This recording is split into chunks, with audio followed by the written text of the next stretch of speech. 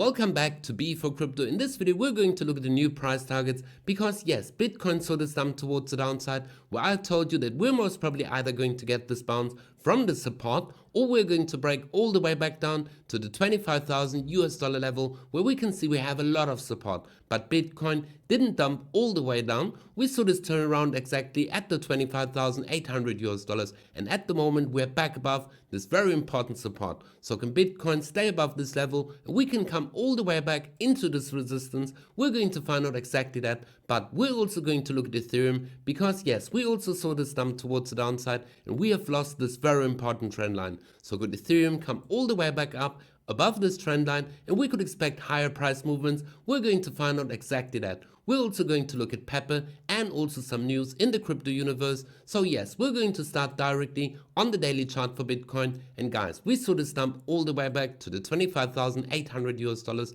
And if we're going to zoom out, this is also what I told you in the previous video. We saw this consolidation, sideways move, this breakdown, and we saw that Bitcoin turned around in these regions and we saw this massive pump towards the upside. And guys, in the same time period, we also saw this consolidation and now we broke down towards the downside and we got this wick straight back up from the 25,800 US dollars. Now the question is, are we going to stay back above this major support round about the 27,200 US dollars? For this, we're going to go on the lower time frames on the 4-hour chart. And yes, Bitcoin turned around in these areas and we can see that this wick was bought up really quick. But now the question is, are we going to stay above this support line? Because this is going to give us an indication, are we going to see a price movement come even higher back above this resistance?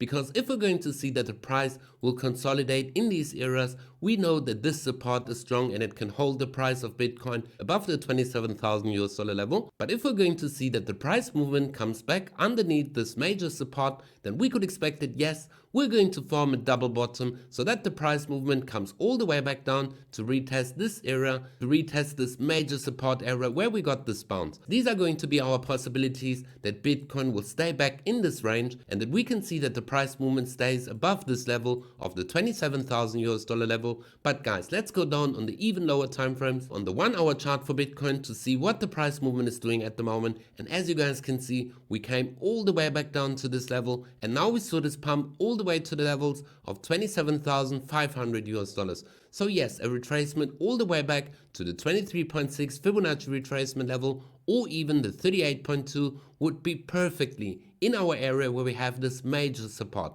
So this is what I'm going to look out for. I'm going to wait until we're going to see this retracement and the bounce of the support, because if we're going to see that the price movement fails to stay in this range that we have from all the way at 26,800 US dollars all the way up to 27,149, then we could expect that yes, we're going to at least come back down to the 78.6 where we saw that the price movement perfectly held in these areas and we got this perfect bounce. But guys, what is going on with Ethereum? Let's go over to the charts of Ethereum, and yes, we saw this dump underneath this very important trend line, which we can see at the levels of 1,840 US dollars. And this is also our major support that we have round about these areas, because yes, we saw it was resistance, which turned into support, and it held as support for a very long period of time. We saw that the price movement perfectly stayed above, but then we saw this pump and then this dump all the way back into this major support zone. And yes, at the moment it looks quite good for Ethereum because we held this major support zone, which is round about in between the levels of 1,724 and all the way up at 1,828.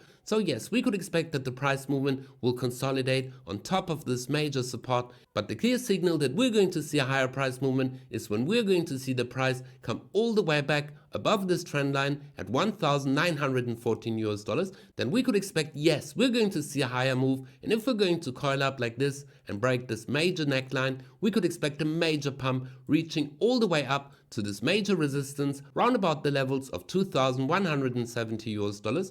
So yes, this is what we could expect in the immediate short term. Either we're going to see this pump all the way back up above this major trend line, or we could expect that this will act as resistance and that we're going to see a dump from these levels and that we're going to see a further consolidation before we're going to break this very important level. So yes, these are our next price targets for Ethereum, that we're going to hold this level, this major support at 1,800 US dollars. if we fail to hold this support, we're going to see a move down. We could expect that yes, we're going to come all the way back down first to exactly this liquidity area where we saw this bounce, or we're going to come all the way back down where we have the support which held the price of Ethereum for quite a while. We can see that we had this massive pump and then we got support exactly here. So these are the major levels that we need to hold or break towards the upside to really determine what is going to be the next move. And for Bitcoin it's going to be the same scenario. If we're going to hold the support, we could expect that the price movement will reach higher prices and that we're going to come back above this range.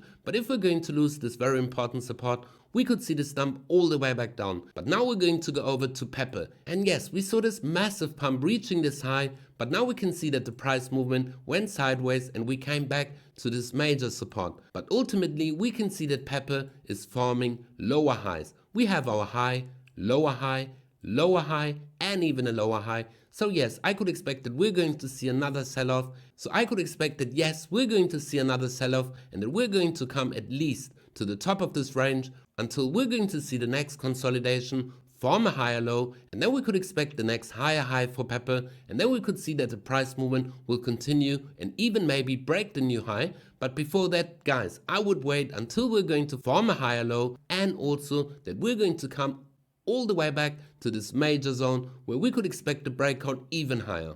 And now the big question is, are we going to see an altcoin season? Because we saw that the meme coins really saw a push towards the upside, but at the moment we can see from this positive movement for Bitcoin and Ethereum, we're also seeing that the altcoins are seeing a major push towards the upside. So let's go over to the Bitcoin dominance to find out what we could expect. So yes, the Bitcoin dominance will give us the indication, are we going to see a massive altcoins and are the profits from Bitcoin going to flow in the altcoins, and we could expect a massive altcoin season. First of all, we had this major range where we can see that the Bitcoin dominance always came up to the 48% level, and at the moment we saw this breakout even higher, and we have formed a new high from these local highs, which is round about the 48.5% level. And yes, we saw that the dominance came back into the support, but what is going to happen if we're going to break this very important level and we're going to come all the way to the 50% level? This means that the altcoin priced in Bitcoin will go down. But if we're going to see that the dominance will break this very important support and come all the way back down to the 44% level,